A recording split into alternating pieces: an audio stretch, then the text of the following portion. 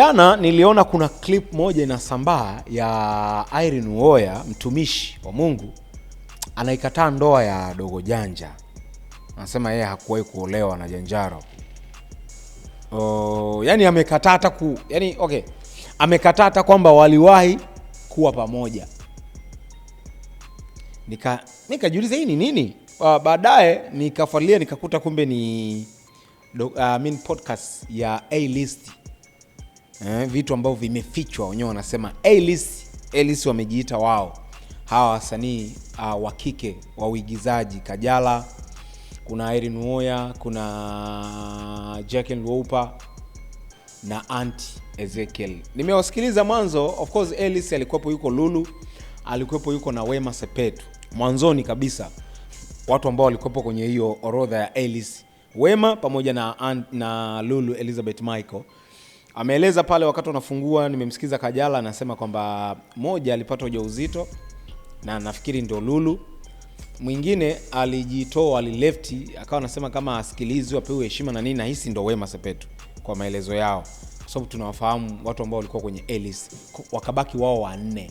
Yaani hao ndo maconcord yani wa town yani. Mastar. Wenyewe wanajiita A-List. Yaani Irene Uwoya ameelezea anasema hivi. Yaani maana ya hiyo A-List, hata ufanye nini hapa ndani Afrika Mashariki, jambo kampeni au chochote, msiseme sijamaanisha kampeni za siasa, agenda haziwezi kusukumwa bila wao kushirikishwa.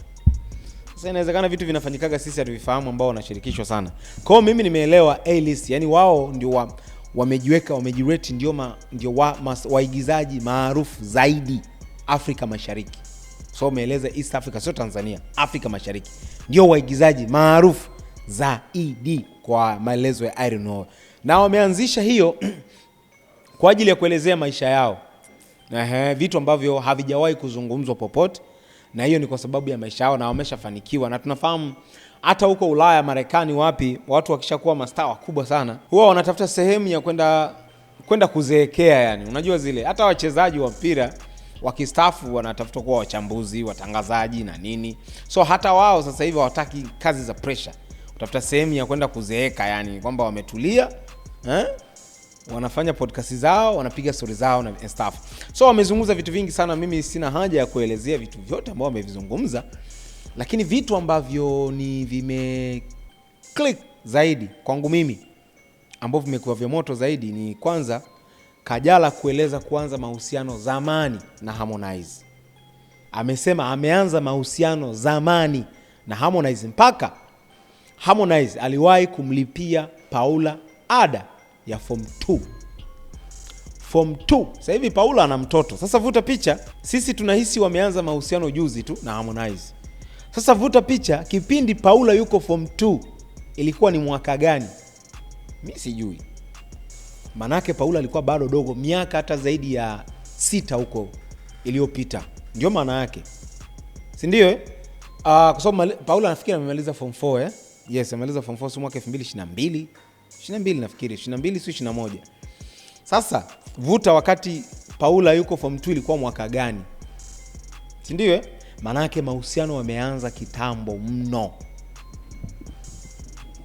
Anaeleza Kajala. Kingine ambacho kimevuta hisia za watu wengi ni pale ambapo Jacqueline Wolper anaeleza kwamba anahitaji, ameambiwa chagua yani kuna cup, chagua watu 5 au vitu 5 ambao utapenda kuviweka kwenye hiyo cup. Ametaja Mungu, ametaja pesa, ametaja watoto wake, akataja rafiki wa kiume, mpaka wenzake wakacheka. Rafiki wa kiume ambaye atakuwa anamsaidia yeye, anafanya kazi, anamsaidia, kumpa mawazo, kumshauri, kusaidiana.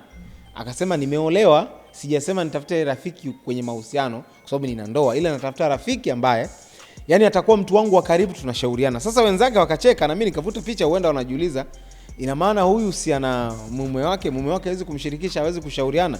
So kwa mtu ambaye ana D2 ataelewa kwamba Jacqueline Wolper anatafuta mtu wa kutulia naye, ambaye atakuwa anamdekeza, akienda kupambana huko anakuja labda kutana rafiki wake labda wa kiume, mpenzi wake. Ndio nimeona hata comment nyingi watu wanauliza huyu anatafuta mwanaume, labda zile stories za Richie wameachana naye kwa sababu ilisambaa kwamba ndoa imevunjika na nini. Huenda labda anatafuta mpenzi mwingine kwa sababu anaelezea rafiki wa kiume ambaye atakuwa na ukaribu naye sana. Yaani kwa namna anavyomuelezea ni kama awe mpenzi wake hivi yani. So hicho pia nimeona watu wanahoji, ina maana inawezekana Jackie Wolper anatafuta mwanaume mwingine au mpenzi mwingine kwa akili nyingine. Issue nyingine, ndoa ya Aunt Ezekiel. Aunt Ezekiel ameeleza kwamba aliolewa mwezi wa 3 siku tarehe 12 na tunajua kwa kwenye mahusiano na Kusa. Sema walienda alipopata ujauzito, wakaenda huko nyumbani, nafikiri kwa kuna Kusa huko Lushoto. Baadaye watu wakachoma ubani, ikapigwa ndoa ya mkeka pale, wakamaliza. Wenzake kwanza wakashangaa, umeolewa? Sasa mimi nikajiuliza, wanasema kwamba ni vitu ambavyo hawafichani. Ina maana kuna vitu ambavyo wanafichana pia waambizani. Sasa hiyo ni story pia ambao watu wengi walikuwa hawajui kwamba kumbe Aunt ameshaolewa na Kusa, ni mke wake. Kwa sababu Kusa ni Muislamu, maana yake inawezekana pia Aunt sasa hivi ni Muislamu, kwa sababu anasema mashehe walichoma ubani. Mashehe walichoma ubani. Maana yake ni kwamba ameolewa kwa ndoa ya Kiislamu.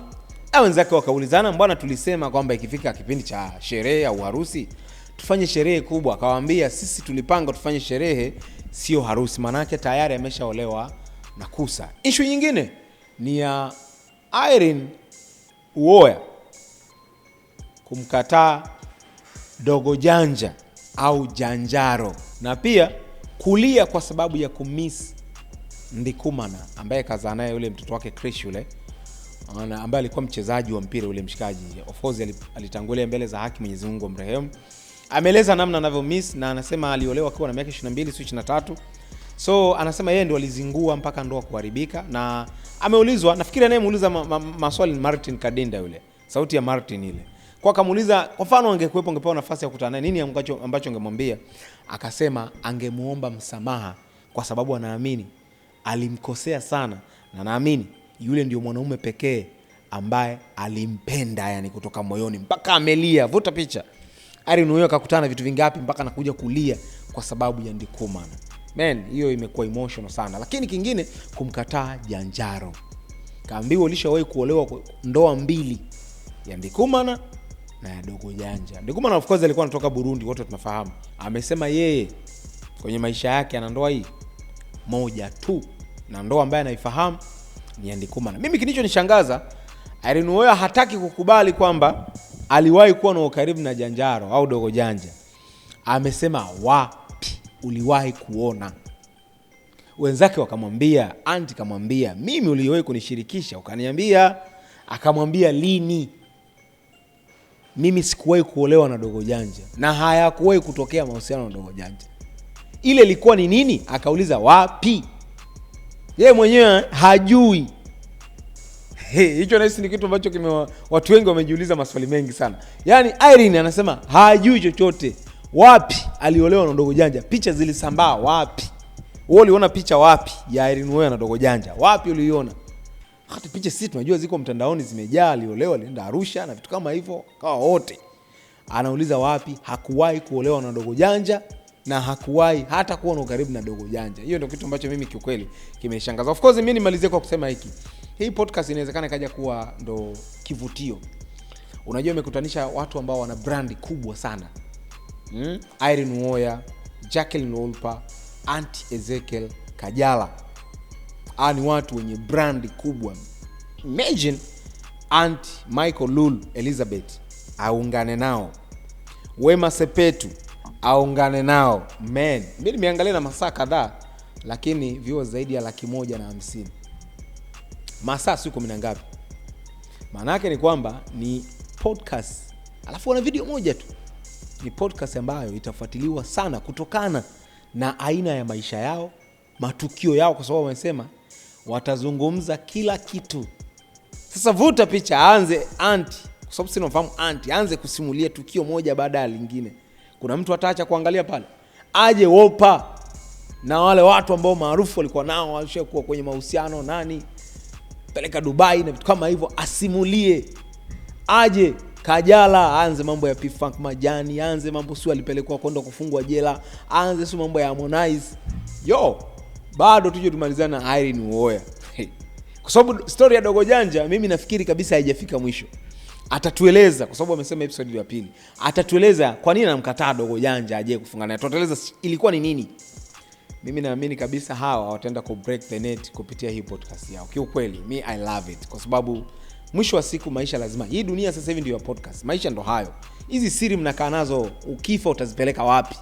Wache watu wajue siri tu, watu wakufahamu kiundani zaidi. So hii ni podcast ambayo na uhakika kabisa imevutia watu wengi na itaendelea kuwavutia wengi na itatupa story nyingi sana kuhusiana na mastaa. Mimi kiukweli nataka kufahamu kitu kimoja. Kuna story moja nasikiaga, mambo ya mahusiano na kina Diamond, kina nani.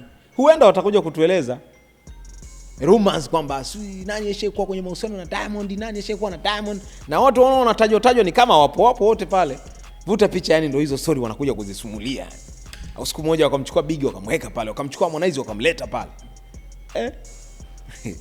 So kiukweli mimi nimependa, na moja ya kitu ambacho kimevutia wengi ni hizo story za Kajala kuhusu Harmonize kwa mahusiano muda mrefu, Irene Uwoya kukataa ndoa ya Dogo Janja, Auntie Ezekiel kuolewa na Kusa mwezi wa 3 huko, then Wopa kusema anahitaji rafiki sasa hivi wa kiume ambaye atakuwa mtu wake wa karibu sana.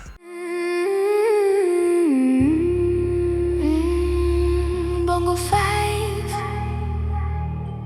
Kiwanda cha muziki wa Bongo Flava mimi kiukweli nakipenda sana, kwa sababu kila siku kinajaribu kuibua talent mpya. Sisemi kuibua talent mpya kwa sababu zingine zilikuwepo, lakini zinajaribu kuzichokonoa huko zilizojificha. Na tunafahamu sasa hivi my brother Skywalker Frederick Bundara, mtangazaji Frederick Bundala, sio Bundala, mtangazaji mkongwe kabisa. Zamani alikuwa Radio Free, kipindi cha Sitosahau mnakikumbuka kile. Sasa hivi ni CEO na mmiliki wa online media ya Simulizi na Sauti. Anakuja na album The Young Skywalker bana. Album ambayo watu wanaisubiri kwa hamu kiukweli, kwa sababu huyu ni mtu ambaye analijua soko vizuri na anajua kabisa njia za kupita kimuziki. Hii ni album ya hip hop, na tunafahamu Sky zamani alikuwa anafanya muziki, au sio? Sasa mimi nataka nimpigie my brother Sky kidogo tupate maneno yake mawili matatu kuhusiana na ujio wa album ya The Young Sky. My brother Sky, mambo vipi hali? Inakuaje ndugu yangu? Sasa hivi Elmando. Bana na Israeli tukutambua kama Elmando. Lakini wewe si mtu wa nyumbani kabisa, unajua Ali. Jina la hela hilo. Uko poa ndugu yangu? Niko poa, aisee, habari za kazi? Safi bwana. Za siku nyingi my brother tujaonana, mpaka mwaka unaisha bwana, tuna miezi kadhaa tujaonana bwana.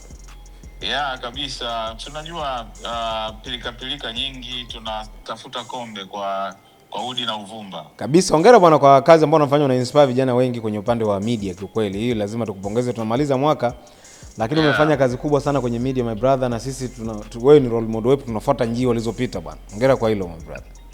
Nashukuru. Ni njaa tu ndo zinatufanya tuwe motivated mzee. Tungekuwa na hela tungekuwa vivu. Kabisa brother. Hivi my brother Sky, hivi kwenye media una miaka mingapi? Mwaka jana. Okay. Mwaka huu nimetimiza miaka 21.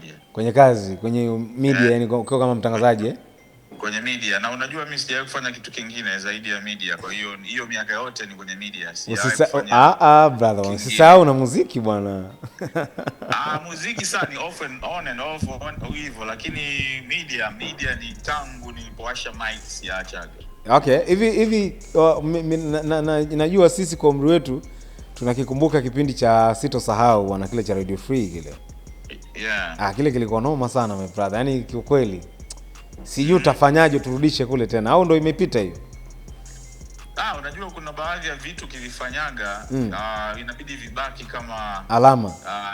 Kama alama, kama kwa uzuri ule ulivyokiacha. Unajua unaweza ukafanya leo, ulimwengu ni tofauti na mapokeo sasa hivi yamekuwa. Unajua zamani watu walikuwa wanasikiza sana radio kuliko sasa hivi. Sasa hivi watu wako TikTok, wako Insta, yani wako na vitu vingi viko kwenye mbele yao, kwenye simu yao. Unajua unaweza nikaifanya leo hata kama kwenye mitandao, lakini isiwe na ile impact, isiwe na ile raha kama ilivyokuaga RFA, unajua. Kwa hiyo nafurahi kwamba bado watu wananikumbuka mimi. Naweza nikaenda labda benki, nikaenda labda kwenye ofisi za serikali, alafu unakuta mtu anayekuhudumia anakuangalia akwambia, da, mimi nilipokuwa mdogo nimekusikiza sana bwana, sitosahau RFA brother. Unaona kabisa kwamba ni mtu ambaye amefanikiwa na maisha mazuri, lakini bado ana kumbukumbu ile nzuri sana ambayo ulimtengenezea kipindi ambacho nilipokuwa RFA. Kwa hiyo memory ibaki kuwa ile special hivyo hivyo. Okay, safi sana, hilo jibu zuri sana. Sasa hivi unakuja na The Young Skywalker album ya hip hop. Naam. Tupe story kidogo kuhusiana na hii album. Nini ambacho ulikuwa, sababu nafahamu nyuma ulikuwa unafanya muziki kidogo ukaja kupumzika kama sikosei, then sasa hivi umerudi tena upya kwenye muziki. Nini ambacho umekiona kwenye muziki Sky? Okay, so mimi kwa historia watu wanaonifahamu tangu nilipokuwa Victoria, kwa sababu nimeanza kutangaza 2004 Victoria FM radio iko Musoma, wanafahamu kwamba mimi nakumbuka kuna siku moja, hii ni story walioko Musoma wanaikumbuka, wakati radio ndio imeanza. Kwa hiyo ndio siku ya kwanza hewani nikawekewaga beat moja la Didi, ilikuwa live hapo, nikachana sana yani kama rapper. Watu wakapenda sana sababu ile radio ilikuwa ina sound nzuri, mzungu ule Mjerumani alikuwa ameseti vizuri.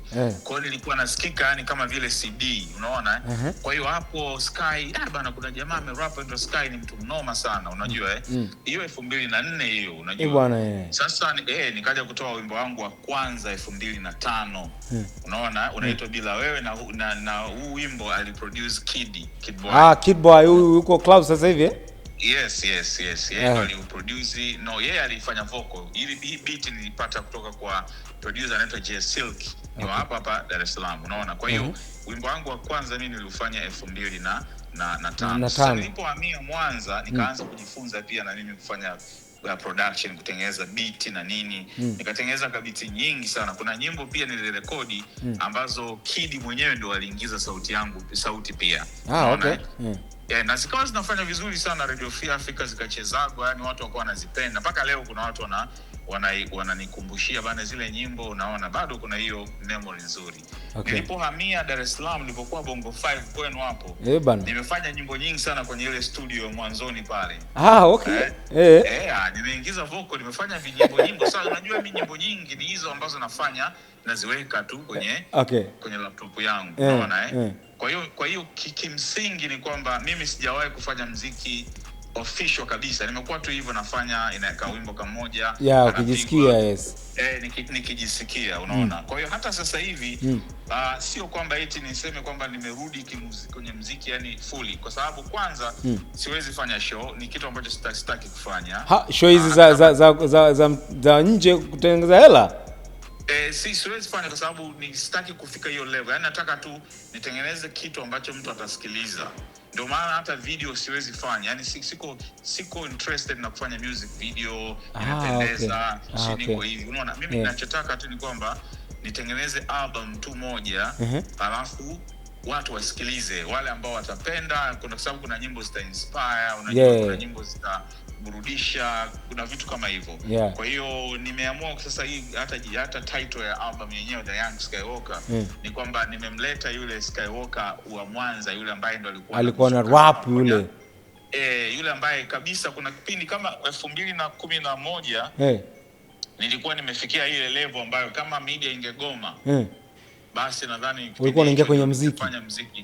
Kabisa. Hiyo kipindi nilikuwa na moto sana na muziki. Unaona, lakini nilipokuja maisha yakawa mazuri, nikabebwa huku, mambo yamekuwa hivyo. Kwa hiyo kwa sasa kuna audience za aina mbili. Kuna audience ya wale ambao mimi wananifahamu tangu nilipokuwa, wanajua Sky anafanyaga alafu kuna audience nyingine ambao inamjua Sky na wanasema Sky naye ana rap. Kwa hiyo kuna hiyo kwamba mtangazaji naye huyu, kuna hiyo negativity naijua kabisa, lazima iwepo.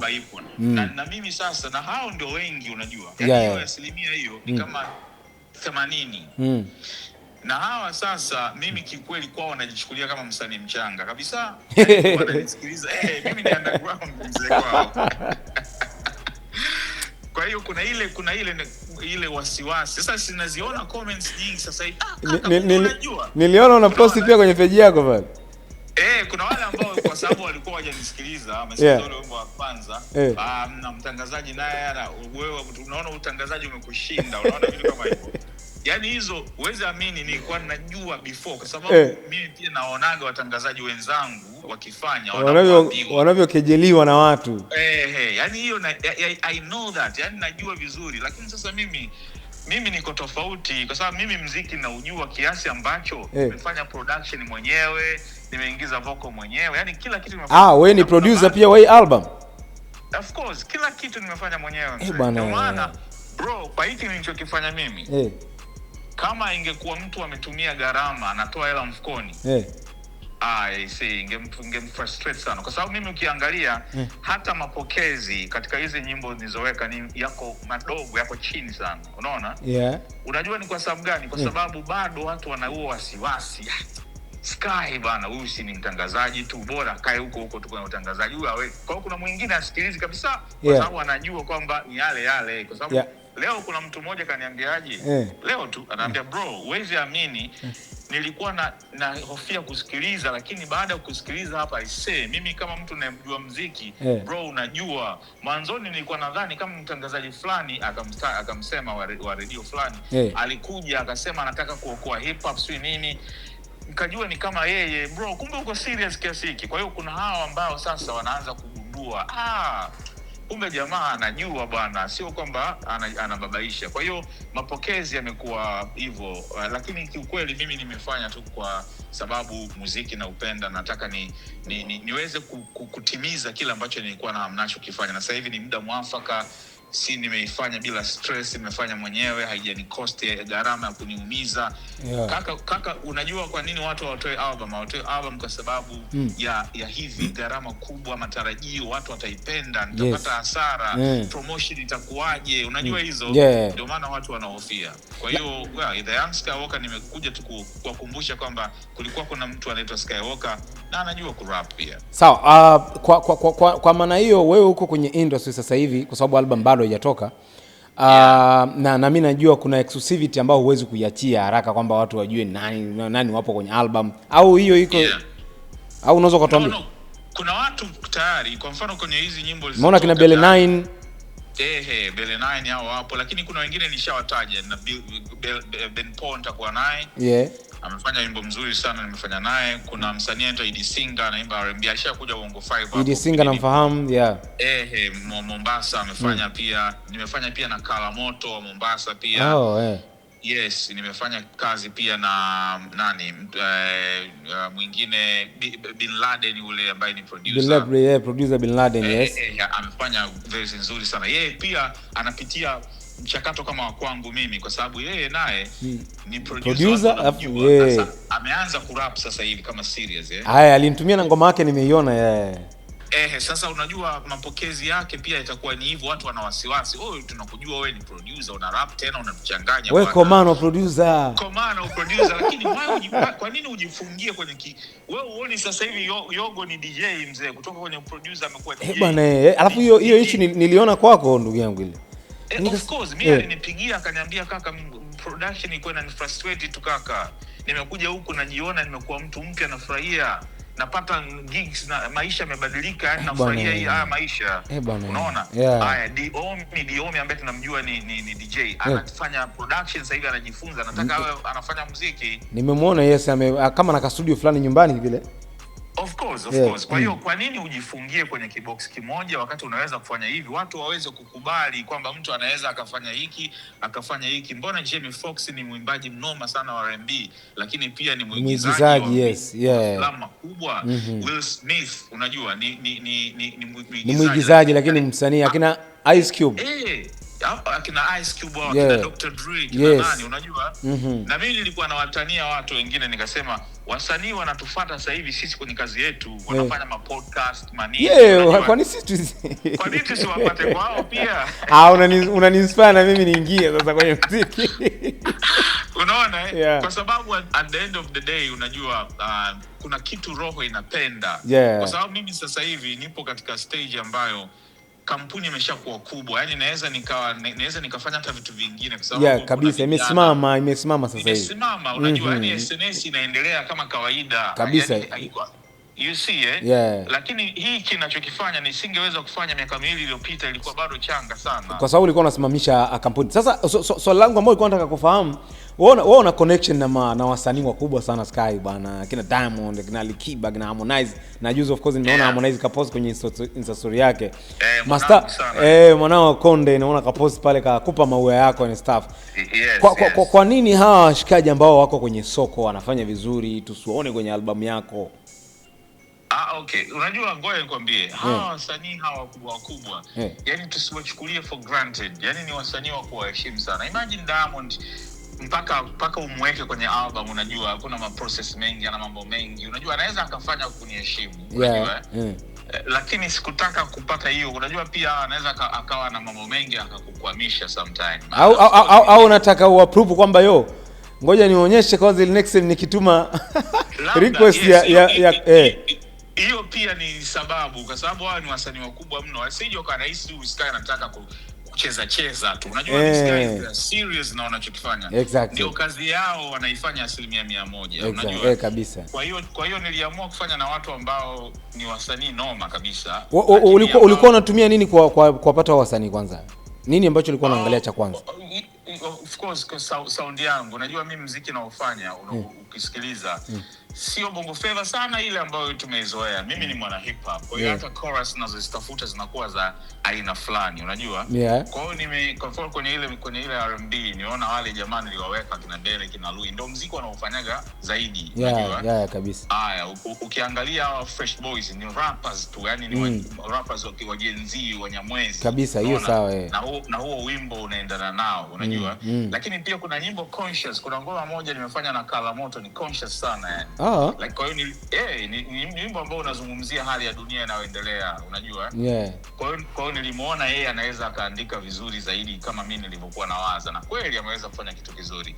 Lakini pia unajua wasanii ni wengi, huwezi weka kila mtu kabisa, unachagua hawa nilioanza nao. Na kuna msanii mmoja kwa mfano naweza nikakwambia tu hapa, Fidi Q, hii si kusema sehemu yote. Fidi nimemshirikisha lakini haja rap. Fidi amenifungulia album, kuna kitu kinaitwa Prelude. Ameniongelea mimi kwa kama dakika 2. Fidi, sauti ya Fidi anafanya. You see hiyo heshima ni bwana. Unaona, kwa hiyo nimewatumia pia wakubwa kabisa. Na Fidi wala hakunizungusha. Siku hiyo nimemtumia idea yangu hiyo, kwa sababu Fidi naye nimesahau kumtaja Fidi. Fidi sasa hivi anafanya production, ni producer. Alisema sababu ya kuingia kwenye production alipata ajali, akawa amejifungia ndani, badala ya kuwa na mawazo akaamua kujifunza production. Sasa hivi ametoa wimbo ameutayarisha wa Damian Soul. Kwa hiyo na ndio maana hata kwenye ile Growl 2 production kali sana.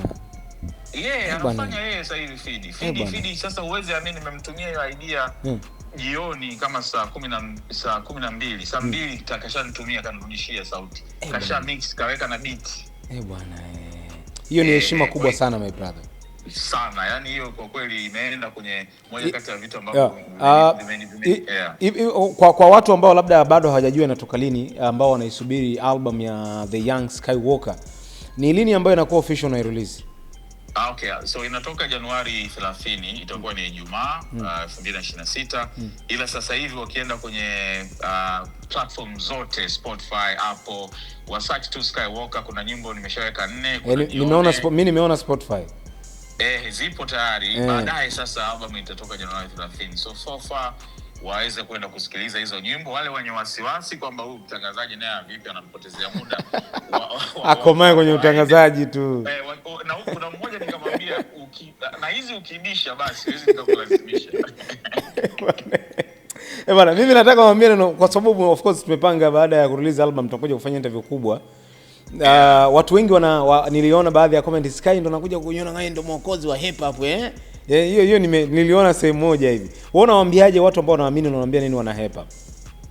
No, hapana kikweli. Siwezi nikawadharau watu ambao wameitengeneza hip hop na imefika mpaka hapa. Mimi nimekuja kuplay part yangu, nimekuja kuongeza cha ziada kwenye muziki wetu. Mimi naheshimu sana rappers zao, wamefanya kazi kubwa. Unajua ukifanya muziki kama hivi, ndio unaanza kuheshimu hawa wasanii ambao wanafanya huu muziki 100%. Hivi fikiria mtu ambaye anafanya muziki 100%, alafu akaambiwa ngoma mbovu. Unafikiri anajisikiaje? Mimi ukiniambia ngoma mbovu, uniumizi kwa sababu gani? Mimi naingiza hela kwenye media. Mimi am good, unajua niko sawa. Ushasimama, nishasimama. Yani kwamba wewe hata ukija ukaniambia ukanivunja moyo, huwezi ukaninyongonyeza sana. Yes, alafu wewe hii album ulivyosema kwamba sio ya kila mtu, ni wale wanaopenda tu. Kuna wale ambao wataipenda, basi sio kila mtu, unajua Sasa fikiria yule ambaye anafanya muziki kama maisha yake, anakutana na kejeli kama hizo mzee. Bwana, inaumiza kiukweli. Yani inaumiza sana. Kwa hiyo kwangu mimi, wale wanaosema Sky bana ndio mkombozi, ndio Grammy, hapana. Najua ananipa moyo, lakini najua muziki sio rahisi hivyo. Na nawaheshimu sana ndugu zangu ambao ni wasanii wanafanya kazi 100%. Wanapitia mambo mengi na wanastahili sana kupewa moyo.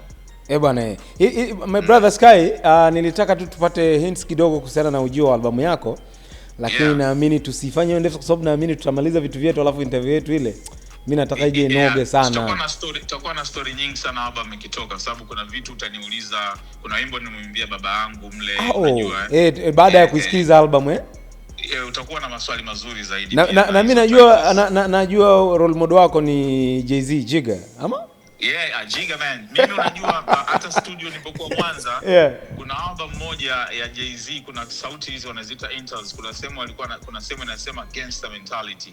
Nikaichukuaga ile neno, ndo nilikuwa nalitumia kama record label yangu, yani kama kampuni yangu ya muziki, gangster mentality. Kwa hiyo Jiga one of the best hip hop artists ambao naokubali. Sawa, hiyo na hisi tutakuja kuizungumza vizuri baadaye. Ndio. Shukrani sana my brother Sky Walker. Haina noma, kila laheri. Kazi njema bwana Armando. Maki umesema sio hali tena. Limeisha my brother bwana. Heshima kubwa sana umenipa pia. Pamoja sana, shukrani. Bana, hiyo ni ujio wa album ya The Young Skywalker, inatoka tarehe 30 Januari 2026. Baada ya kutoka ndio tutakuja kujua mawe ambayo yamechapwa mle na Sky na baadhi ya wasanii ambao wameshirikishwa kwenye hiyo album. Mimi naisubiri kwa hamu kiukweli, kwa sababu Sky ni mtu wa media, Sky ana exposure, Sky ameona wasanii wanavyofanya muziki, wana hip hop, anafanya nao kazi. Maana yake ni kwamba ameona sehemu gani kuna mapungufu, ameweza kuyaboresha, au sio?